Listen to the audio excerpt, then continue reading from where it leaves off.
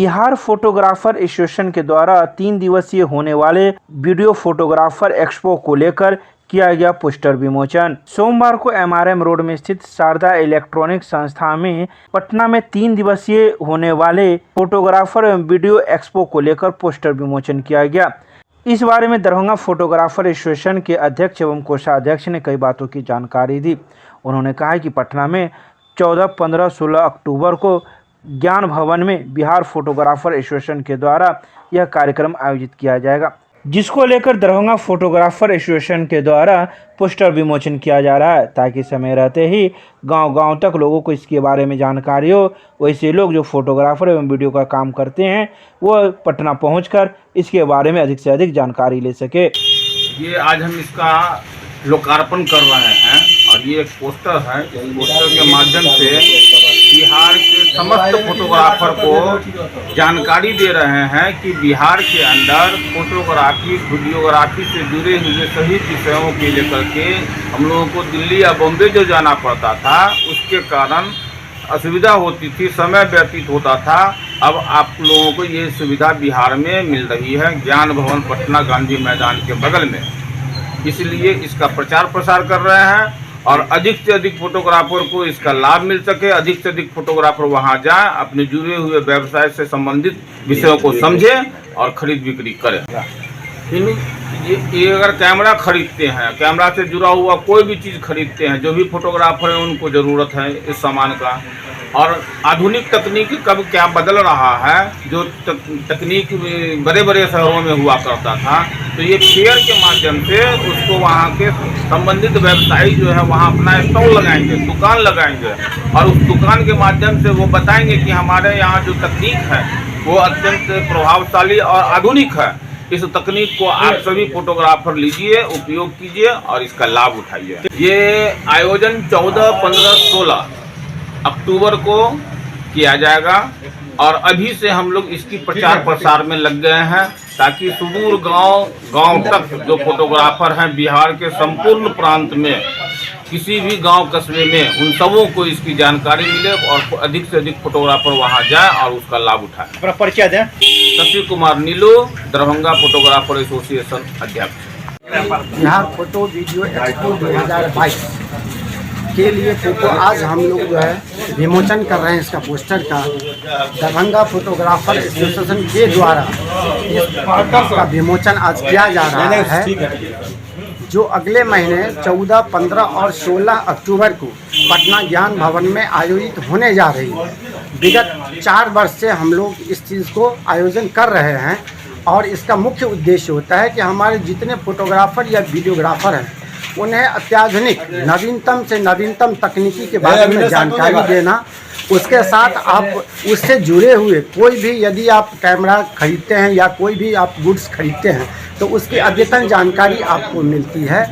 और मैं सबों से निवेदन करता हूं, जो भी इस व्यवसाय से जुड़े हुए फोटोग्राफर वीडियोग्राफर है, पूरे कमिश्नरी भर के फोटोग्राफर से कि अत्यधिक से अत्यधिक संख्या में पटना चलें 14, 15, 16 को और वहां पर अपने ज्ञान संवर्धन करें, नई नई जानकारी के बारे में ज्ञान प्राप्त करें।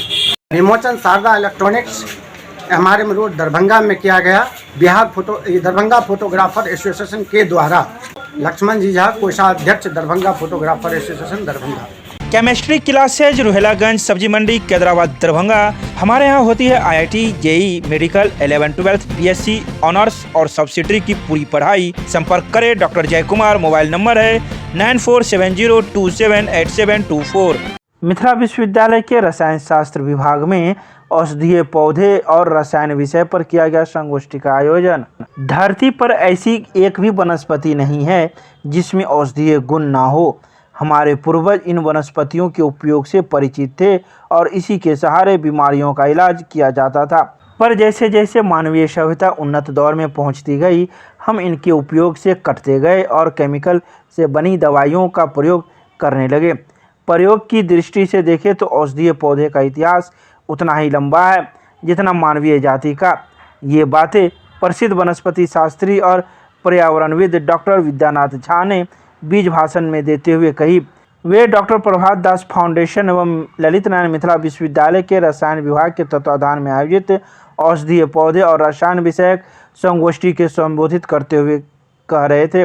उन्होंने पावर पॉइंट प्रोजेक्टर के माध्यम से मिथिला में पाए जाने वाले औषधीय पौधे के बारे में विस्तार से बताया और कहा कि पेड़ पौधे हमारे शरीर में होने वाली बीमारियों से छुटकारा पाने के लिए हमें बहुत कुछ दे सकते हैं। वहीं कई अन्य गणमान्य व्यक्ति भी मौजूद थे जिन्होंने अपनी अपनी बातें इस संगोष्ठी में कही। यह संगोष्ठी विभागाध्यक्ष डॉक्टर प्रेम मोहन मिश्र की अध्यक्षता में आयोजित की गई थी। एक करण क्लासेज इंडियाज नंबर 1 अब ज्ञान सरिता पब्लिक स्कूल रोहेलागंज कैदराबाद में हम कराते हैं bank, railway, SSC, CSAT, CTT, management, defence and all other general competition exam की तैयारी। संपर्क करें, हमारा नंबर है 9934849798। दूसरा नंबर है 7633955870। मिथिला विश्वविद्यालय के स्नातकोत्तर संस्कृत विभाग के पूर्व प्राध्यापक प्रोफेसर चंडेश्वर झा के निधन पर संस्कृत विभाग द्वारा शोक सभा का किया गया आयोजन। मिथिला विश्वविद्यालय के स्नातकोत्तर संस्कृत विभाग से मई 1993 में अवकाश प्राप्त प्राध्यापक प्रोफेसर चंडेश्वर झा के निधन पर संस्कृत विभाग द्वारा सभागार में विभागाध्यक्ष डॉक्टर घनश्याम महतो की अध्यक्षता में शोक सभा का आयोजन किया गया, जिसमें professor Renuka Sinha, professor Jeevanand Jha, doctor Jaishankar Jha, doctor R N. Chaurasia, doctor Mamta Snehi, Sonali Mandal, Animesh Mandal, Sandeep Ghosh, Sadanand Vishwas, Amit Kumar Jha, Manju अकेला, उदय कुमार उदेश, योगेंद्र पासवान सहित काफ़ी संख्या में शोधार्थी व छात्र छात्राएँ भी मौजूद थे। संस्कृत विश्वविद्यालय के स्नातकोत्तर साहित्य विभागाध्यक्ष एवं प्रोफेसर झा की छात्रा रही प्रोफेसर रेणुका सिन्हा ने कहा कि गुरुदेव प्रोफेसर झा सरल, शांत, लोकप्रिय, छात्र हितैषी, सामाजिक एवं सच्चे शाश्वत साधक थे, जिनके निधन से हम सभी मर्माहत हैं। उनके निधन से संस्कृत जगत में हुई क्षति की पूर्ति संभव नहीं है। वहीं कई वक्ताओं ने भी अपने अपने बातें कहीं। रूप में यहाँ बैठे जयशंकर बाबू, पूर्व विभागाध्यक्ष जीवानंद बाबू, हिंदी साहित्य के विभागाध्यक्षा रेणुका जी,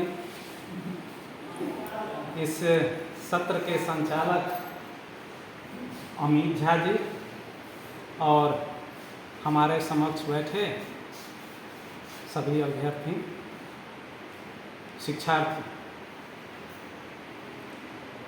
सबसे पहले उनके लिए, उनके ही लिए नहीं, हम सबों के लिए, नैनं छिन्दन्ति शस्त्राणि नैनं दहति पावक न चैनं क्लेदयन्त्यापो न शोषयति मारुत। आत्मा के संबंध में सब आदमी जानते हैं। इसके संबंध में जैसा कि जयशंकर बाबू ने कहा, एक प्रथम शिष्य के रूप में और वो प्रथम गुरु के रूप में यहाँ माने संस्थापक गुरु के रूप में यहाँ पर आए। इससे पहले मारवाड़ी कॉलेज में किशनगंज, तो यहाँ पर वो, जैसा मुझे ज्ञात है कि 79 में यहाँ पर आए और 31 मई 93 को उनका देहावसान हुआ। नहीं, अवकाश ग्रहण किए। देहावसान हुआ है 9 सितंबर 2022, जिसके निमित्त हम लोग यहाँ पर बैठे हुए हैं। ऐसे यहाँ पर बहुत सारी छात्राएं भी हैं, छात्र भी हैं। छात्राएं ही नहीं, हम सब भी जानते हैं कि घर की नारी जो होती है वह बटलोई की एक चावल या 2 चावल को छू करके जान जाती है कि चावल सिद्ध हुआ या नहीं। यहाँ पर 3 दिग्गज व्यक्ति हैं और चौरसिया सर तो अनेक रूप में हैं। इनको तो यहाँ के बारे में कितना पता है मैं नहीं जानता हूँ, लेकिन मुझे लगता है कि शायद कम नहीं है।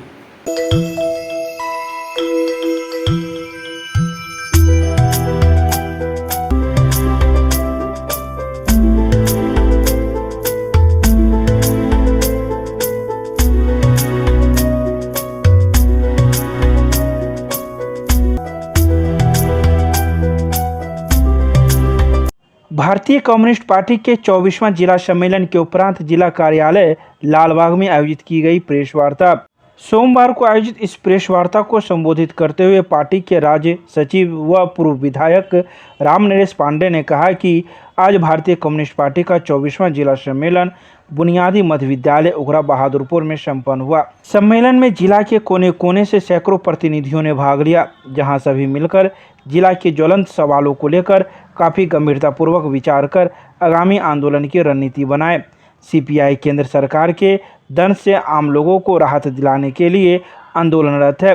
केंद्र में बैठी फांसीवादी सरकार लगातार किसान, मजदूर, छात्र, नौजवान, महिला, दलित, अल्पसंख्यक विरोधी कार्य कर रही है। इसके अलावा इस प्रेस वार्ता में मौजूद कई लोगों ने भी अपनी अपनी बातें कही। अभी हम अपने दरभंगा का 24वां जिला सम्मेलन स्वर्गीय देवचंद्र झा नगर राजकीय बुनियादी विद्यालय उगरा में किए और उसमें हम लोगों ने कई महत्वपूर्ण निर्णय लिया और वो निर्णय है कि सबसे पहले तो दरभंगा के अंदर आज लगातार हत्या, अपहरण, बलात्कार, विभिन्न तरह की घटनाएं घट रही है, तो इसके खिलाफ संघर्ष करना है। दूसरी बात, दरभंगा अभी सूखाग्रस्त है, सूखा से पीड़ित है और सरकार अभी तक इसे सूखाग्रस्त घोषित नहीं किया है।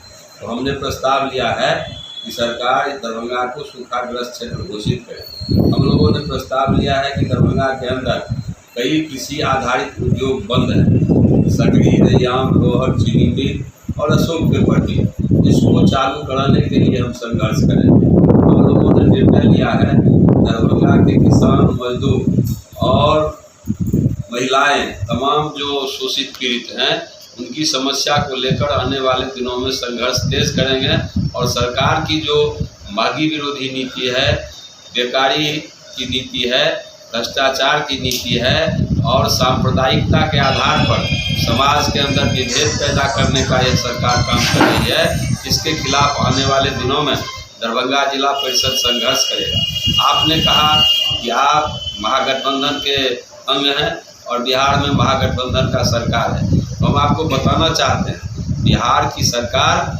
जो पिछले दिनों में महागठबंधन के तहत कुछ एजेंडे को तय किया था, बेकारी को हल करने का, महंगी को हल करने का, उसके बाद गरीब गुरबा को बास और आवास की सुविधा मुहैया कराने का, तो हमारी पार्टी भारतीय कम्युनिस्ट पार्टी सरकार पर इस बात के लिए दबाव बनाएगी कि महागठबंधन चुनाव में जिन मुद्दों पर लोगों के बीच आया था उसको हल करने की दिशा में सरकार आगे बढ़ी और यदि नहीं आगे बढ़ती है वैसे भी हम लोगों ने एकता और संघर्ष के आधार पर एक तरफ सरकार को समर्थन करते हैं, दूसरी तरफ सड़क पर उतरकर और जन संघर्ष के बदौलत इस सरकार पर हम आने वाले दिनों में दबाव बनाने का काम करेंगे ताकि सरकार इन तमाम समस्याओं का निदान करने में सफल हो सके और जन समस्याओं का निदान हो सके।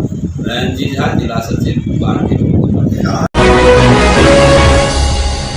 कबीर चौक पंचायत के वार्ड नंबर 1 और 5 में होने वाले जल जमाव को लेकर मिथिला स्टूडेंट यूनियन ने किया बैठक। मिथिला स्टूडेंट यूनियन के नगर अध्यक्ष अर्जुन कुमार एवं सदर प्रखंड प्रभारी सुमित कुमार के नेतृत्व में कबीर चौक पंचायत अंतर्गत मथुरापुर पंचायत भवन पे रविवार को एक बैठक का आयोजन किया गया।